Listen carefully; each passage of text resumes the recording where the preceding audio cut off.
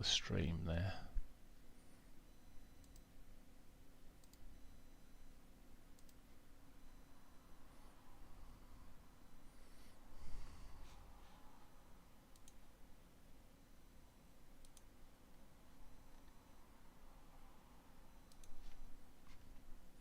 Good morning, welcome to a Morning Outlook. This is Kim speaking on Friday the 26th of March. So let's have a look at these markets then.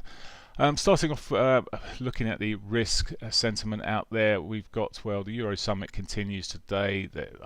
Whatever comes out of that could throw a few curveballs, but aside of that, it's a very thin day in terms of economic news, so risk not particularly high. Just looking right the way through there, nothing that I could see which is likely to do anything. We had the UK retail sales at 7 o'clock this morning. That disappointed slightly at 2.1 versus 2.2. So nothing. So let's have a look at what's going on technically. Then starting off with the euro as normally. As usual, I should have said. Okay, so we're still in this sort of, I mean, we've moved down nicely, and it's given us some nice trades in this downward move here. It is catching a bit of a bounce at the moment, which could develop a little bit more, but I'm sort of looking at this morning in a very simple term and drawing my usual old trend line out there, thinking, well, if it breaks this level, I could well be short on the euro again. It's not far off its daily pivot. Simple target if this starts breaking down towards the S1, so yesterday's lows, then the S1 maybe. So there's the euro. The pound, bit more bullshit at the moment. It was a solid update yesterday in the end. It turned around a little bit more, and it's more bullish looking at this stage in terms of the short-term time frames. The slightly higher lows coming through here, very subtle. It's not really turned back too much in terms of its move. Not so bearish looking on that for me. It's still, well, it still looks like it could just continue. I know in the bigger picture it's a bear flag, and well, perhaps it will roll over, but I think I'll leave the short side of that alone. It could be a candidate that look for retracements from and buy into, but certainly stand away from that. Dollar yen, I entered with some of our clients, some of our trading room members, added to a long that I've been sitting on for a long time yesterday, and that's pushing up quite nicely. I still expect this to push up to over 110. And well, it's going back in. It's a fundamental number of reasons. Fundamental, there's money outflows of the yen. Lots of other reasons why the yen may well just keep on pushing. So I was just waiting yesterday, and I put a buy order in there, and it triggered yesterday above this weekly pivot. So long on that at the moment. It's not the place to be buying here, I would suggest, because it's just running into its daily R1. Maybe that's sorry, I'll move that out of the way. Daily R1, so maybe it's make it a stall, but retracements could still give opportunities. I say fundamentally I'm bullish on that on the bigger time frames. It's a very much my original position is a position trade as opposed to a swing trade, day trade. It will sit there until the markets seem to stop a bit. Aussie dollar, well, yesterday doji bar putting in a good up bar at the moment, and perhaps we'll see this market, the dollars, just sell off a little bit on the Friday. We'll just have to wait and see. Whilst this one's pushing up again, I'm really looking here. It was a bit slower than the pound. It just broke out of this wedge through the Asian session. It's pushed up there. Open-minded on this. It could be something. I mean, it may be a buy on the dip. That dip could just as easily be a bear flag just breaking down. So again, with the pound, I would probably leave that until there's something a bit more solid in it. Canadian dollar, I was expecting probably a bit more coming from the Canadian dollar, but oil did drop down a little bit yesterday, and that can have a slight effect on it, but it's back on the bounce now, and well, we're seeing the Canadian dollar coming back. Was looking yesterday for a sort of break of this trend line. Well, that's sort of gone. It was quite late before anything happened there, and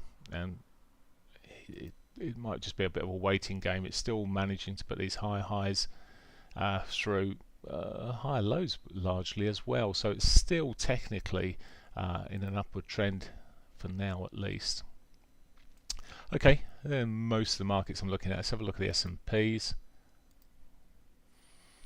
So it did a reversal yesterday, and it's put this nice I say hammery candle there on the dailies, and it's just at the moment bang into a trend line. I'm going to pop the trend line on there because I can do that these days. He says switching it on would be good. Hopefully I've switched it on. No. Let's try again. Here we go. I've got the pen now. There we go. So there's the trend line that's sitting there. It's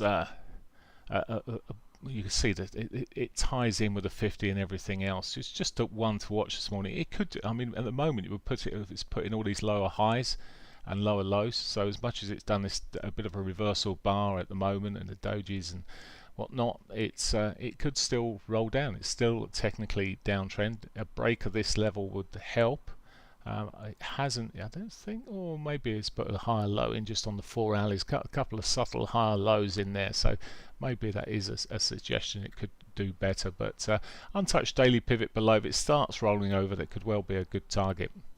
That's pretty much that. Let's have a look at gold. Gold's been pretty consolidated recently, and well, there you go. It's just consolidated, continuing the consolidation phase. Not much to look at really there. Yesterday it did sell off a little bit. I'm still wondering whether it'll sell off some more, but really selling off of gold normally comes from more dollar strength. We hadn't really seen too much of that. It's held up pretty well. If you look at currencies against the dollar, a lot of them are sold off quite strongly, strong downward moves. This has really just gone pretty sideways, which suggests to a degree it's being used as a bit of a risk area, and we're seeing money running into it a little bit more maybe, or at least holding into it. Oil's having it's a game of many halves.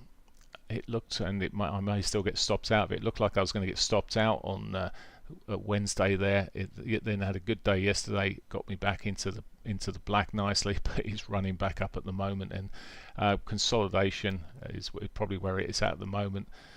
It's sort of double bottomed almost, well, into the price, into the bodies yesterday, into those lows, but we'll see what he does. I'm sticking with my short side on this. It's obviously benefited from the Suez Canal thing. There's been comments regarding holding the numbers down, but for now I remain short on oil, and there's not much else to say on that one.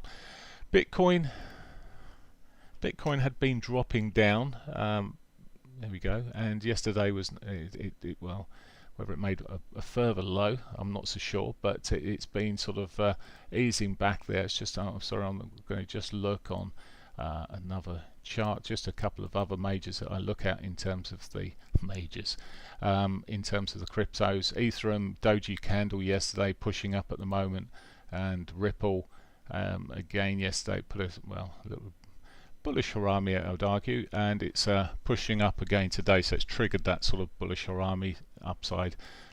Got potential to run back towards that 60 cents at least, he says, over the next day or so, over the weekend maybe.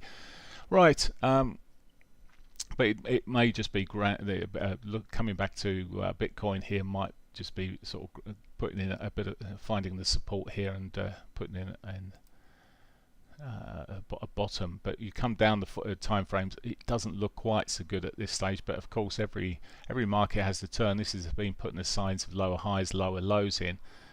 Maybe for the more conservative out there, it'll just come down to the 4 hourly and look for well, it's arguably put a little higher low in just overnight there, but he may just be a little bit more conservative and wait for a trend break or something. Right, okay, that's pretty much it for me.